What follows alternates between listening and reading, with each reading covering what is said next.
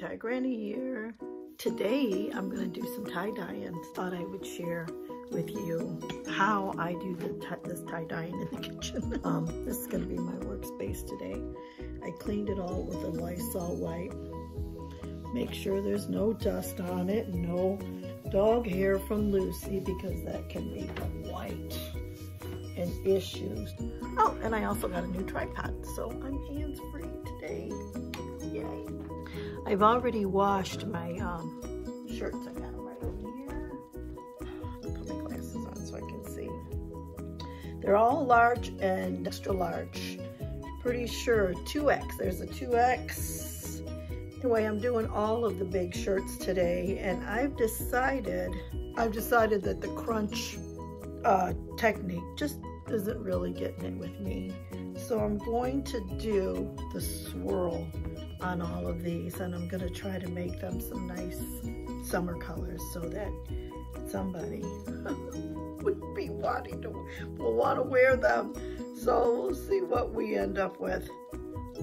Turquoise always is a real nice summer color, and fuchsia, and I'm going to get some blue, and I'm going to put some yellow in there, and we're going to see what I can come up with. I'm going to show one how I do the swirl.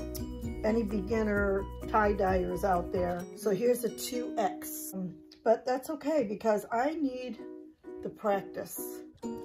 Try to smooth it out somewhat. And then you determine where you want your swirl to be. Typically, it's right here in the center, but I have seen them start in the different corners or down here. It's just a preference. So for this video's sake, I'm just gonna start in the center so that you can see that. And all you do is you just pinch it right here in the middle, gather it, and twist it. And you use your extra hand to kind of make nice pleats as you go around. Now, as you start to go around and you gather more material, you can see where it starts to lift here, where it bunches up. So I just take a little bit of time and add some more pleats in there. As you gather more and more material, it gets a little bit trickier. But if you take the time to do this correctly, the swirl will be really nice. But now, this is something that I've done wrong already, because I've seen a tip where they say to put the shirt upside down on the counter and then start to do your swirl, because any of the t-shirt that lifts up doesn't stay nice and flat on the counter will be in the back instead of in the front. It seemed to be a really good idea, and I've been doing that ever since. See how it's all starting to get high in the center? Some of that you just can't avoid. So I just try to keep the swirl going, do the best I can. It's a work in progress. So here we go. Here's our swirl, and it doesn't look too bad actually. Grab your rubber bands and start tying them up.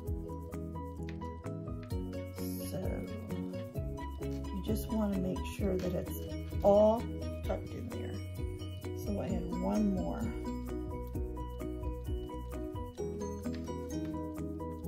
And if you notice, the flat side, which will be the front of the shirt, is really nice, got a real nice coil on it, where the back side looks like this. So I think there is some proof in the pudding, I would say, that I have these rubber bands too that work really nice. I don't know where they came from. They came in one of my tie-dye kits like from 10 years ago, and I have held on to them all this time. But they work really well for the bigger t-shirts.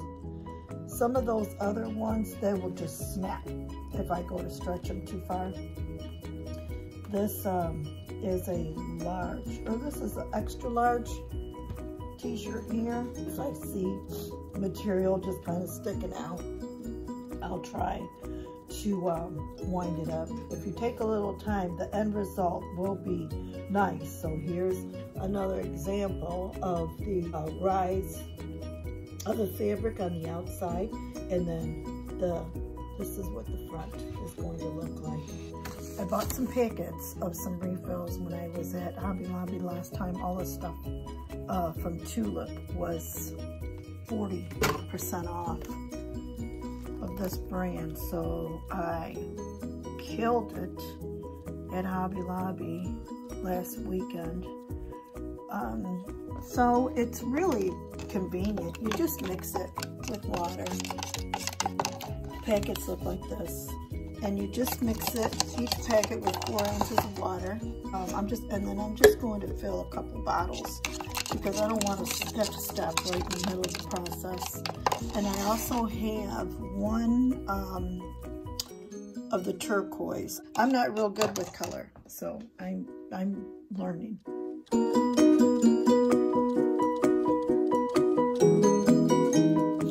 Okay, now that I've got some colors mixed up, we can begin the process. And I have turned the shirt over because I want to start with the front of the shirt. I'm trying to get it so that I don't have a bunch of color squirting out onto other colors. When I pulled that yellow away, it squirted onto the next layers. I guess sometimes it just can't be helped. I like this fuchsia color. I think it's a real summer color. If it spreads over, that's okay. There's nothing you can do about that. No matter how big the little pieces of pie are, I still try to do 2 in each color. That's okay, because this is a good color combination here, so it doesn't matter. What I try to do is when I flip it over, I don't want to get a bunch of little specks of different colors on my yellow, because then that ruins the yellow. I try to grab it from the center where the rubber bands are. Try not to touch the yellow. I already got a drop on the yellow. It's the perfectionist in me. This is tie-dye we're working with, you gotta remember. Don't take the fun out of it by worrying so much. So then I just flip it over and I match the colors. I really like the turquoise. The turquoise is really pretty.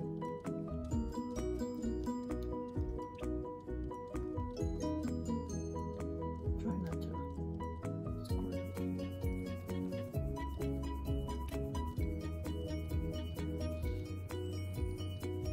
And all you do is you just put it in the plastic bag, and then you close it up tight to hold moisture in. And then you let it set for 24 hours. I like orange. I actually like tangerine color, and I like watermelon. I like those 2 colors, so. I like the avocado color, green. I think this orange is pretty cool.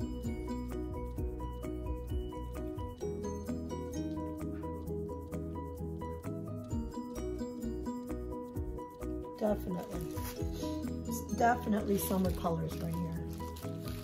I really like that. I hope I'm as happy with it tomorrow as I am today. All right, let's do the back side. Let's finish this up. We're almost done.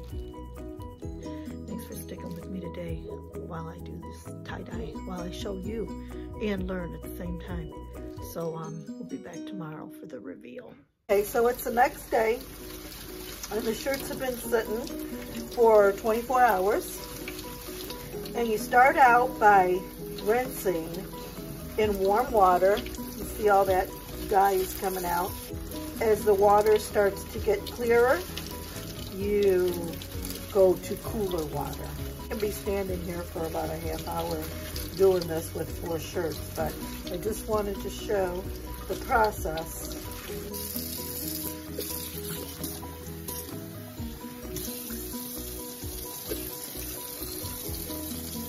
This is the last one I did yesterday, trying to use up some of that dye. And I did mix the orange for this one. I used the rest of that turquoise that I had in the center. And I used the rest of the yellow and some red, and I mixed up this orange, which the orange looks pretty cool. So the next step in the tie-dye process is to let the t-shirt soak in 1 cup of vinegar to about 1 gallon of cold water. This helps the colors nice and bright for a long time. I soak them 2 to a container. These Folgers containers really came in handy. I knew they would. I've been saving them for a while. I didn't know what for, but now I know. So this is cold water. When I go to wash these shirts, which is the next step, I'm going to wash them in hot water. I have read that they recommend for the first few washes to wash in cold water, and I would wash separately from anything else, just in case any of the dyes bleed. You don't want them on the other clothes.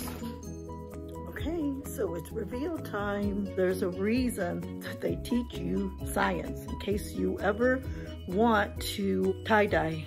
You're 60 years old. Okay, so here it is in all its not glory, but hey, it is what it is.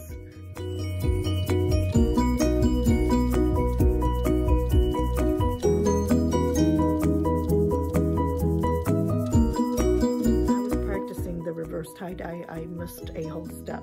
So when I went to add the color didn't take, because technically it was still bleaching. I did 4 shirts that way. I gotta slow my roll and do 1 shirt at a time, especially while I'm in this experimenting process. But anyway, all of these shirts, I'm going to sell them anyway, because I think that they are saleable. And I'm going to sell them. If anybody's interested in buying a tie-dye shirt, just comment below, and I'll send you a message on how you can purchase one at a very minimal cost while I go through this experimenting stage, because I do enjoy it. It's a nice little hobby for me. It keeps me busy, keeps my mind thinking, and it's, you know, it's good for when you get older to be learning different things and doing different things. So yeah, that's it. I guess that's it. That's all I got for you right now as far as the tie-dyeing goes. We'll be back and we'll do some more. I'm having too much fun with this. I hope you enjoyed this video. I had fun making it.